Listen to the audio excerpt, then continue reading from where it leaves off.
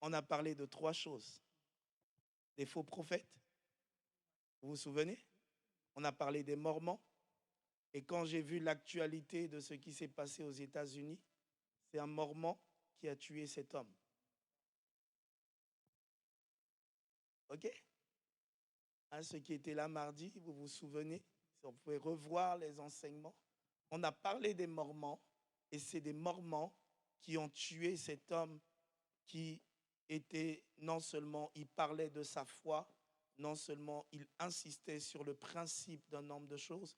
Vous vous souvenez, on a parlé de l'abomination, de la désolation, lorsque cela arrive dans les lieux saints, ce que ça veut dire. Et il était contre l'abomination de la désolation. En regardant les fils de l'actualité aussi, j'ai observé qu'il y a un homme qui est décédé, qu'on a égorgé en témoignant de l'évangile. Amen. Mais le Seigneur nous disait pendant l'enseignement que nous ne soyons pas surpris. Je suis étonné que des gens sont surpris. La parole de Dieu dit, et le Seigneur nous a dit, à la fin des temps, ils seront contre nous. Ils nous persécuteront. OK? C'est l'un des signes qui atteste que nous sommes dans ces temps-là où la nuit est avancée. Quand je priais le Seigneur par rapport à toutes ces situations, j'étais en train de dire à Dieu, mais nous étions en train de croire que ces choses ne sont que possibles sur d'autres terres. Amen. Alléluia. Nous sommes en train de croire que ces choses ne sont pas possibles dans les pays chrétiens. Nous sommes en train de croire que ces choses ne sont pas possibles dans cette nation, aux États-Unis, dans l'Europe, en Occident. Nous sommes en train de croire que ces choses ne vont pas frapper. Mais ne soyons pas, comment dire, ne soyons pas simples, manqués de sagesse et d'intelligence. Amen. C'est pour ça que depuis 2 jours, l'Esprit de Dieu me parle de parler à l'Église des 5 vierges sages et des 5 vierges folles. Amen. Les folles n'étaient pas préparées. Les folles n'étaient pas préparées. Elles ne s'attendaient pas à l'instant que ça allait arriver. Et la parole de Dieu nous dit de faire attention parce que nous ne savons ni l'heure ni le temps. J'entends un peu ces derniers temps des informations de certaines personnes qui pensent connaître le temps. Ce n'est pas vrai. Ne tombez pas dans l'illusion de la fausseté. Vous savez, si vous vous souvenez, en l'an 2000, 98, 99, tout le monde criait qu'en l'an 2000, ce serait la fin du monde. Les témoins de Jéhovah ont commencé à dire, en l'an 2000, c'est la fin du monde. Est-ce que l'an 2000, ça a été la fin du monde? Non. Du coup, quand tu dis quelque chose, c'est ce que la parole de Dieu dit. Quand un prophète dit quelque chose, que la chose n'accomplit pas, il devient automatiquement un faux prophète. C'est ce que la parole de Dieu dit. Si tu dis quelque chose au nom de Dieu et que la chose ne s'accomplit pas, tu deviens un faux prophète. Et la Bible dit que normalement, il faut te pousser dehors et te lapider. C'est pour ça qu'il est dit que beaucoup de gens seront surpris à la fin que le Seigneur leur dit « Je ne vous connais pas ». La sagesse prophétique veut que vous allez voir, Ézéchiel va dire « Il semblerait que ». Il ne dit pas exactement.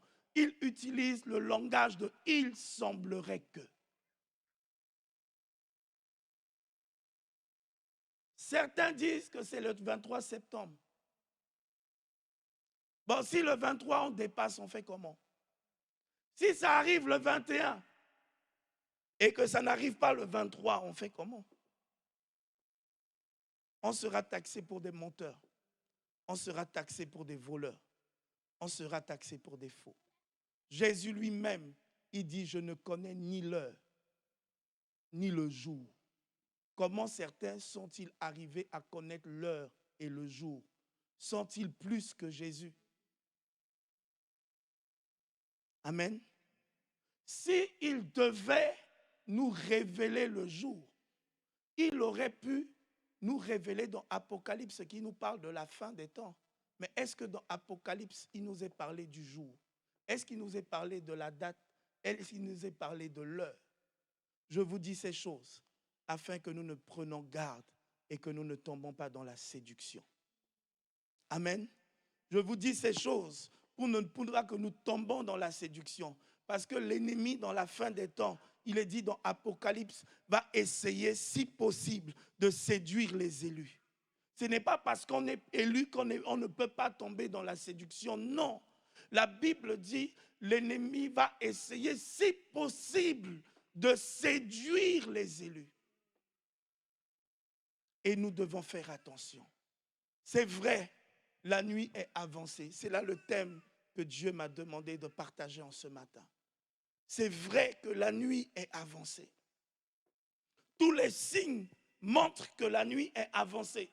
Vous savez, quand la nuit est avancée, tout est sombre, tout est noir. Je ne sais pas si il vous est arrivé de marcher à minuit, à 1h du matin ou à 2h. Vous allez voir, quand la nuit est avancée, il fait vraiment noir. Deux fois même, là où tu as l'habitude de passer là, tu ne reconnais plus le lieu. Tu es troublé. Matthieu chapitre 25. Matthieu chapitre 25.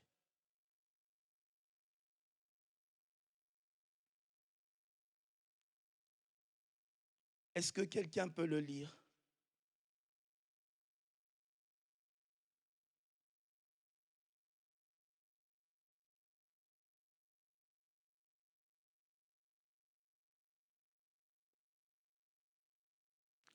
À partir du verset 1.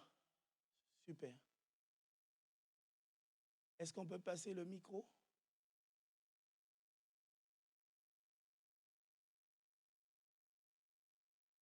Est-ce que Solange, tu peux le lire, s'il te plaît?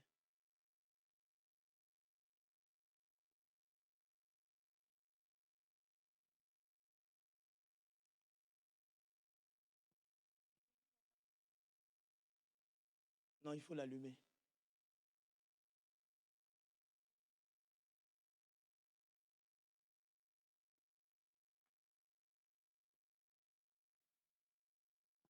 Bon, tiens.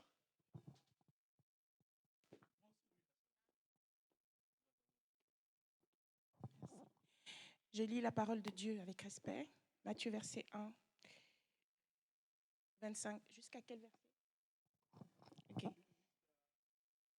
Ok. Alors, le royaume des cieux sera semblable à 10 vierges qui, ayant pris leurs lampes, allèrent à la rencontre de l'époux. 5 d'entre elles étaient folles et 5 sages. Les folles, en prenant leurs lampes, ne prirent point d'huile avec elles, mais les sages prirent avec leurs lampes de l'huile dans des vases. Comme l'époux tardait, toutes s'assoupirent et s'endormirent. Au milieu de la nuit, on cria: Voici l'époux, allez à sa rencontre. Alors, toutes ces vierges se réveillèrent et préparèrent leurs lampes. Les folles dirent aux sages: Donnez-nous de votre huile, car nos lampes s'éteignent. Les sages répondirent: Non, il n'y en aurait pas assez pour nous et pour vous. Allez plutôt chez ceux qui en vendent et achetez-en pour vous. Pendant qu'elles allaient en acheter, l'époux arriva.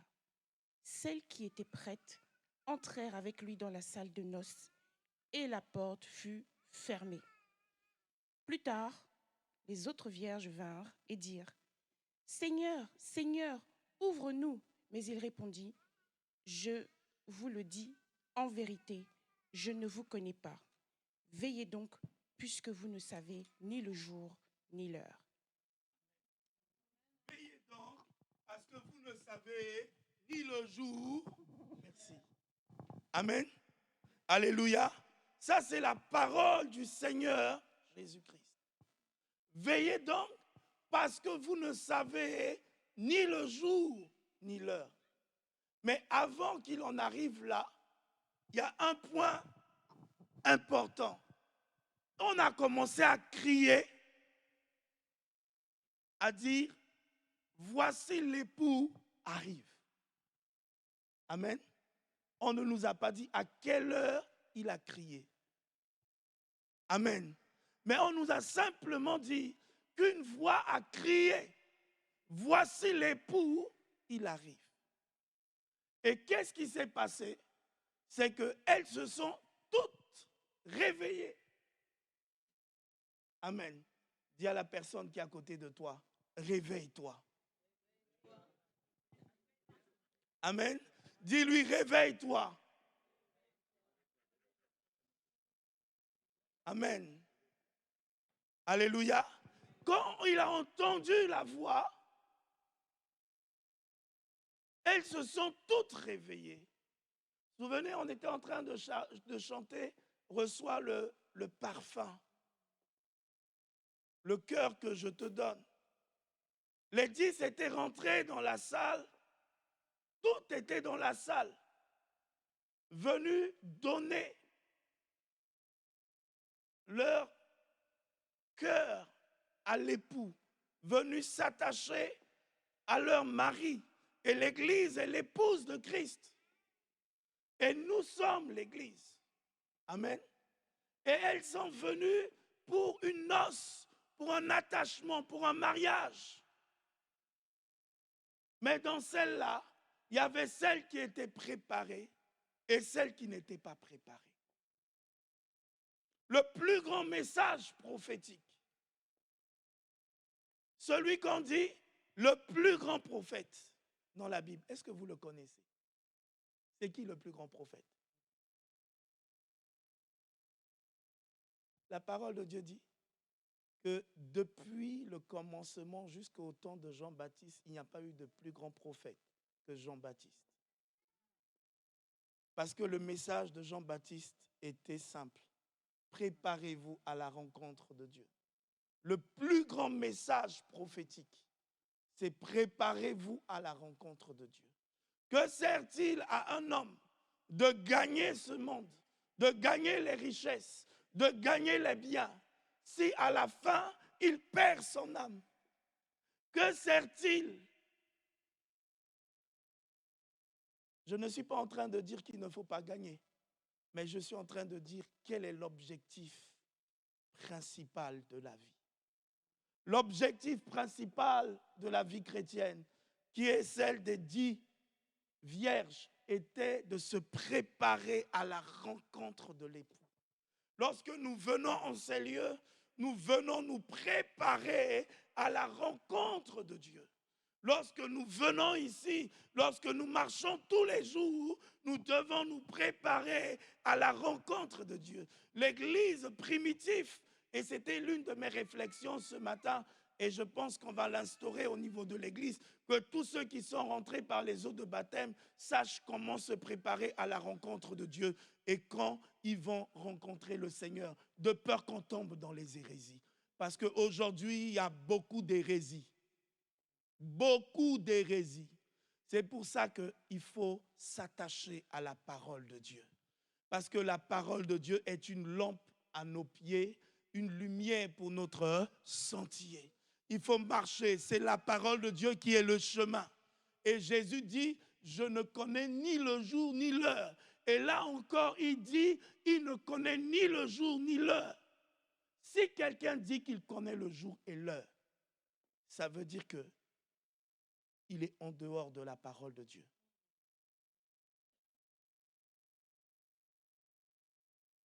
Allez, moi, je sais qu'on a coupé la tête de Jean-Baptiste. Je suis prêt qu'on coupe la mienne, je n'ai pas peur. Je suis prêt. L'apôtre Paul dit, la mort pour moi est un gain. Je n'ai pas peur de la mort. C'est ça le ministère et servir, ne pas avoir peur de la mort. Je parle à ceux qui sont appelés à servir Dieu. Quand tu es appelé à servir Dieu, tu ne peux pas avoir peur de la mort. L'apôtre Paul dit, la mort pour moi est un gain. Il aspirait à la mort. Il disait qu'il voulait rapidement rentrer dans la gloire de Dieu. La Bible dit, celui qui perd sa vie à cause de moi la gagnera. Amen. Et celui qui veut gagner sa vie, hein? Vous êtes d'accord avec moi? C'est ça les paroles de l'évangile. C'est ça la parole de la vérité. Ça veut dire que quand je m'engage à servir Dieu, quand je suis appelé à servir Dieu, je ne peux pas avoir peur de la mort. Pourquoi? Parce que si c'est ton heure, tu partiras. Mais si ce n'est pas ton heure, tu ne partiras pas. On a mis l'apôtre Jean, qui a écrit le livre de Révélation, dans l'huile bouillante. Est-ce qu'il est mort? Non, il est sorti intact. On a mis Daniel dans la fosse aux lions. Est-ce que Daniel est mort? Non. Amen. Je veux t'encourager parce qu'il y a des temps où ça doit être ton jour de départ. Et si c'est ton jour de départ, dis gloire à Dieu. Mais si ce n'est pas ton jour de départ, Dieu te préservera, Dieu te gardera, Dieu te protégera. Je me souviens au début de ma vie chrétienne, tout le monde m'avait vu écrasé parce qu'il y a un taxi qui a dévié et je ne sais pas comment la main de Dieu m'a retiré sous le taxi. Je me voyais écrasé, je ne sais même pas comment j'étais à 2 mètres en arrière. Avec des amis, on est tombé dans une embuscade où ils ont tiré des DCA, des armes avec lesquelles on tire les avions. Et je ne sais pas comment on s'en est sorti. Je suis en train de te dire que si Dieu te garde, rien ne peut t'atteindre. Mais sois rassuré, si c'est tentant, il est mieux de rentrer dans la présence de Dieu que d'abandonner sa vie chrétienne. Vous savez, beaucoup de gens veulent prolonger leur vie. Nebuchadnezzar a voulu prolonger sa vie. Quand son temps est arrivé, il ne voulait pas partir. Il a négocié avec Dieu. Nebuchadnezzar, au lieu de mourir dans la présence de Dieu, il est mort en abandonnant Dieu. Amen. Il faut avoir la sagesse. Je ne suis pas en train de dire que c'est demain qu'on doit partir. Amen. Alléluia. Mais je suis en train de te dire, sois dans le shalom de Dieu. Amen. Il a dit, aucun de vos cheveux ne peut tomber si le Père ne le permet. Aucun. Ça veut dire que même nos cheveux là, quand on passe la tondeuse, si Dieu décide que le cheveu là ne tombe pas, la tondeuse ne passera pas. C'est pour nous dire qu'il est notre assurance, il est notre protection, il est avec nous. Il donne des ordres à ses anges pour notre sujet. N'est-il pas celui qui a délivré l'Église primitive? N'est-il pas celui qui a fait tomber Saul lorsque Saul s'est levé pour combattre l'Église? N'est-il pas celui qui l'a fait?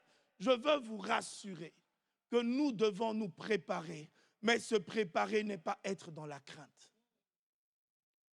Amen. Les 5 vierges sages avaient l'huile dans leur vase. L'huile, ici, c'est l'onction, c'est l'Esprit de Dieu. Et dans le livre de Ésaïe, chapitre, normalement, les anciens doivent le savoir. Chapitre combien?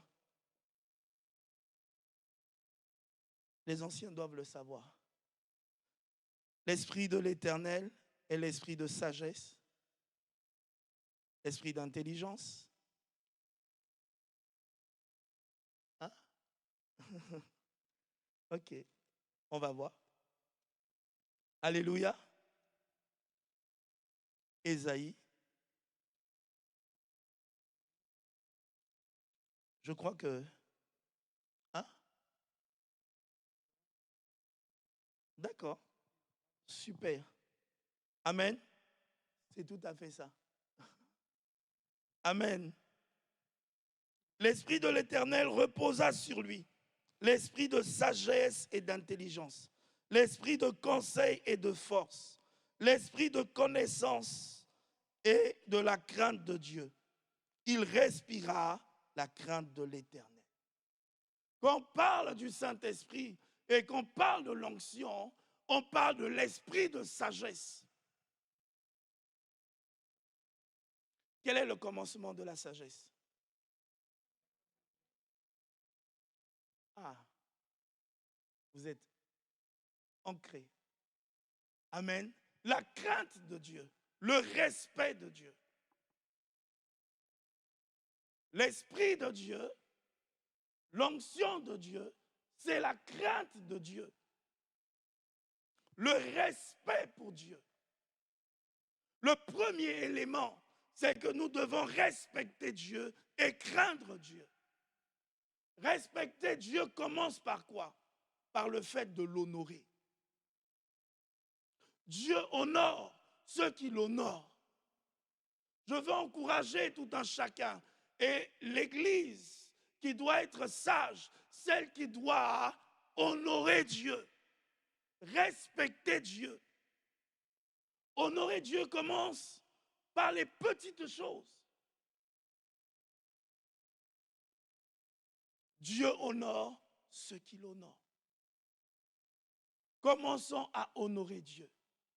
Honorer Dieu commence par le temps que tu lui donnes. Honorer Dieu commence par le temps que tu prends pour te préparer à sa rencontre. Prépare-toi à la rencontre de Dieu. Les 5 sages étaient celles qui avaient la lampe, mais elles avaient préparé l'huile. En ce matin, la deuxième chose, c'est que la parole de Dieu dit, rallume la flamme qui est en toi. Rallume le don qui est en toi, que tu as reçu par l'imposition des mains des anciens. Rallume la flamme qui est en toi. Rallume le don qui est en toi. Je viens ce matin avec un message simple. C'est ce que Dieu me demande de te dire. Si je devrais m'arrêter sur cela, je m'arrête sur cela. Parce que c'est le cœur central de ce que Dieu m'a demandé de partager à l'Église. Rallume la flamme qui est en toi. Prépare ta lampe parce que tu devras aller à la rencontre de l'époux. Prépare-toi à la rencontre de ton Dieu. Avec tout ce que tu fais, c'est bien. Les dons, les talents, c'est bien. Mais par-dessus tout, prépare-toi à la rencontre de Dieu. Comment l'épouse s'est préparée. L'un des points que l'épouse se prépare dans Apocalypse, la parole de Dieu dit que l'épouse lave ses vêtements par le sang de l'agneau. Amen. Un, c'est préparer la lampe. Mais le premier élément de préparer la lampe, c'est le fait de craindre Dieu. Le fait de craindre Dieu, c'est laver ses vêtements dans le sang. Ça veut dire avoir une vie sanctifiée, avoir une vie mise à part. Toi et moi, notre vie a de la grande valeur devant Dieu. Et nous devons avoir une vie mise à part pour Dieu. Je viens te dire en ce matin de la part de Dieu que tu es choisi depuis le commencement, que tu es appelé à une vocation pour Dieu. Et l'une des choses importantes, c'est de mettre ta vie à part. Quand ta vie est à part, il y a un nombre de choses que tu ne peux pas faire. Amen. Quand ta vie est à part et que tu commences à considérer ta vie comme un élément mis à part, tu ne peux pas faire n'importe quoi. Amen. Tu ne peux pas. Et 1 Thessaloniciens, chapitre 5, verset 1.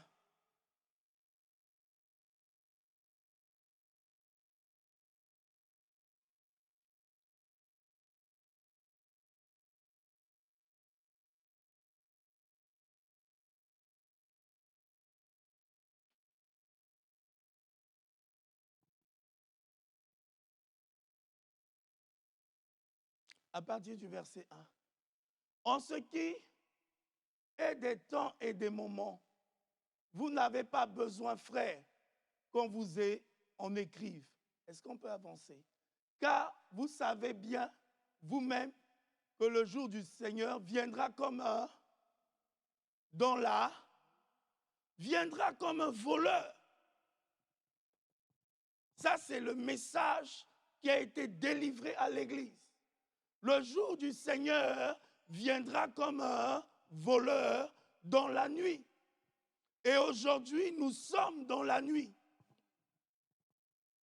Je veux dire, nous sommes un peu plus enfoncés dans la nuit qu'il y a 2000 ans. Amen. Nous sommes un peu plus dans la nuit. Je ne sais pas quelle heure, mais nous sommes en pleine nuit, en voyant tout ce qui se passe, en voyant tout ce qui se dit. Et vous devez savoir que l'un des signes pour Israël, c'est que toutes les nations devront se lever contre Israël. C'est l'un des signes qui est en train de se manifester. Amen. C'est ce que la parole de Dieu dit, que toutes les nations vont se lever. Ça, c'est le signe d'Israël. Mais le signe de l'Église, c'est que lorsque nous verrons l'abomination de la désolation rentrer jusqu'à dans les lieux saints. Est-ce qu'on peut descendre un peu plus bas? Verset 3.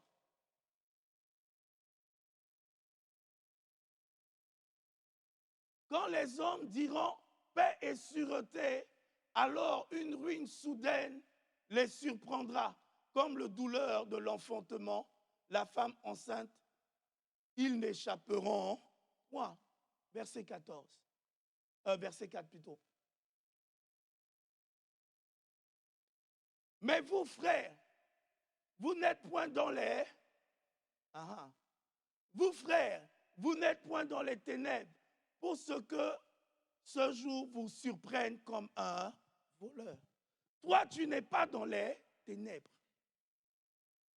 Comment ne pas être dans les ténèbres? C'est en marchant d'après la parole de Dieu. C'est en ayant en toi l'assurance. Vous savez, au début de ma vie chrétienne, il y avait une équation qu'on nous avait donnée comme témoignage. On nous avait dit en témoignage qu'il y avait des gens qui ont été mis sur la croix, qui ont été fusillés à cause de Jésus. Et ça me traumatisait parce que je commençais à me poser la question, si c'était moi, qu'est-ce que j'allais faire? Est-ce que j'allais rester ou non? Et pendant 1 an, ça m'a traumatisé. Et un jour, le Seigneur m'a arrêté. Le Seigneur m'a dit, tu dois savoir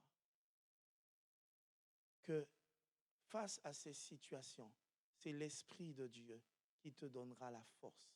Ce n'est pas par rapport à ta propre force, ce n'est pas par rapport à ton intelligence, ça ne sera pas par tes capacités humaines.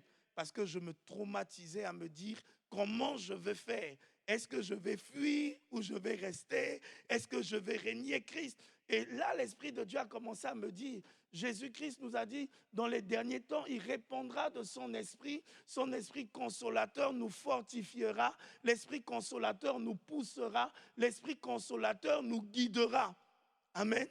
Je veux te rassurer que quand tu as l'Esprit de Dieu en toi, rien ne peut te faire peur. Parce que nous avons l'Esprit de Dieu en nous, nous sommes préparés à ces choses. Mais comment développer l'Esprit de Dieu en nous? Comment avoir l'huile fraîche? Parce que les 5 sages avaient l'huile en réserve. Je suis en train de te dire, ayons l'huile en réserve. La parole de Dieu dit que l'huile, c'est quand ils sont en train de prier ensemble. Au temps de la persécution, ils étaient en train de prier, de demander à Dieu de leur donner la force, la capacité de tenir face à cela. Et l'Esprit de Dieu est venu les fortifier. C'est l'Esprit de Dieu qui nous donne la force, la capacité. C'est l'Esprit de Dieu qui nous donne la sagesse de surmonter. Et comment développer cela? La force de l'Église primitive, l'apôtre Paul dit, je prie en langue plus que vous tous. Le secret de la force de l'apôtre Paul, c'était la prière en langue. Je veux encourager ceux qui ont le don de prier en langue de considérer ce don. Ce n'est pas le dernier des dons, mais lorsque à la maison tu te réveilles, tu prends le temps de prier 15 minutes, 20 minutes, 30 minutes uniquement en esprit. La Bible dit quand tu pries en esprit, tu es fortifié à l'intérieur. Tu es édifié à l'intérieur. Tu es renouvelé à l'intérieur. C'est pour cela qu'en tant qu'Église, nous devons mettre cela en notre actif. Ça veut dire prier en esprit. Amen. Prendre vraiment le temps. Je veux encourager l'Église. Parce qu'aujourd'hui, l'Église est un peu comme le temps, on le dit, ils étaient tous endormis. Et quand la voix est venue, Ils se sont réveillés. Moi, je veux pousser un peu plus loin. Jésus dit, heureux le serviteur, que quand le maître vient le trouver, veillant, qui a veillé toute la nuit, il lui dira, bon et fidèle serviteur, rentre dans la joie de ton maître. Le Seigneur veut que tu sois bon et fidèle serviteur. Le Seigneur veut que tu sois bonne et fidèle servante, que tu rentres dans la joie de ton maître. Parce que le secret de ça, c'est quoi? C'est qu'il dit, il l'établira au-dessus de tous ses biens. Amen. Quand tu es fidèle, quand tu es bon, le Seigneur t'établit. La parole de Dieu dit, si tu es fidèle dans les petites choses, Dieu te donnera des grandes choses. Je suis en train de te dire, ne néglige pas tes petits commencements. Ne néglige pas ta petite marche qui commence avec Dieu, mais continue à l'amplifier, continue à le travailler, continue à le développer. Quand tu es fidèle dans les petites choses, Dieu te donnera de grandes choses. Commence à être fidèle. Le problème souvent, c'est que l'ennemi sait que si nous demeurons fidèles et persévérants, nous ferons la joie de notre maître. Qu'est-ce qu'il fait? Il emmène l'esprit de découragement. Qu'est-ce qu'il fait? Il emmène l'esprit de trouble. Qu'est-ce qu'il fait? Il emmène un nombre de choses pour détourner, pour ne pas que tu restes fidèle. Mais je t'encourage, sois fidèle avec le Seigneur. Celui qui t'a appelé à la vocation, c'est pourquoi il l'a fait. Est-ce qu'on peut continuer? Alléluia. Merci Seigneur.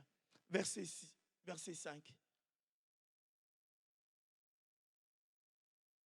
Vous êtes tous des enfants de la lumière et les enfants du jour.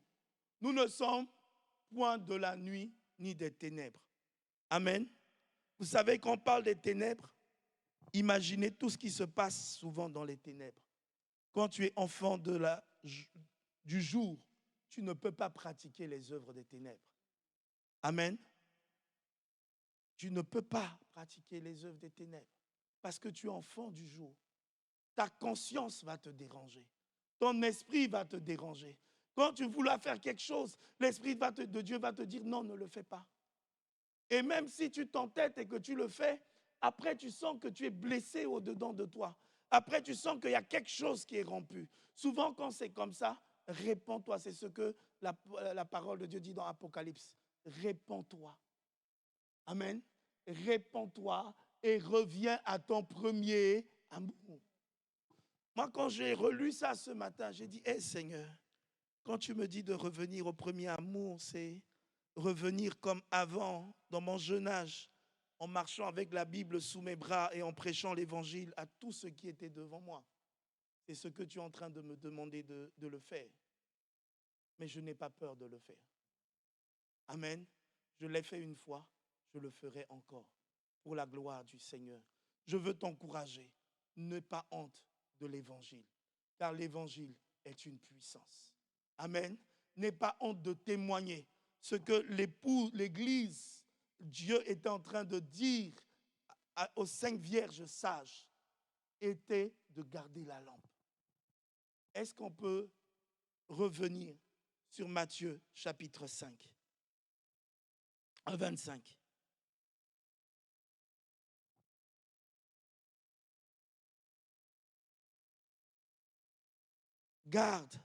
Garde l'huile. Garde l'huile. Garde l'huile que tu as reçue. Amen. Garde l'huile que tu as reçue. Vous voyez, dans la nuit avancée, les 5 folles ont été tentées de sortir dehors. Et souvent, quand je médite ce passage, je me dis, si elles étaient restées à l'intérieur, parce qu'elles pouvaient ne pas avoir la lampe allumée. Leur lampe éteinte, mais les autres avaient la lampe. OK? Si elles restaient à l'intérieur, elles auraient utilisé la lampe du voisin. Amen. Si elles étaient restées à l'intérieur, en utilisant la lampe du voisin, elles ne seraient pas en dehors. Et le Seigneur dit qu'elles étaient fatiguées. Ça veut dire quoi? Dans la vie chrétienne, il y a des temps où tu te sens lassé. Il y a des temps où tu te sens fatigué. Il y a des temps où tu te sens épuisé. Il y a des temps où tu ne te sens pas avec toute ta capacité.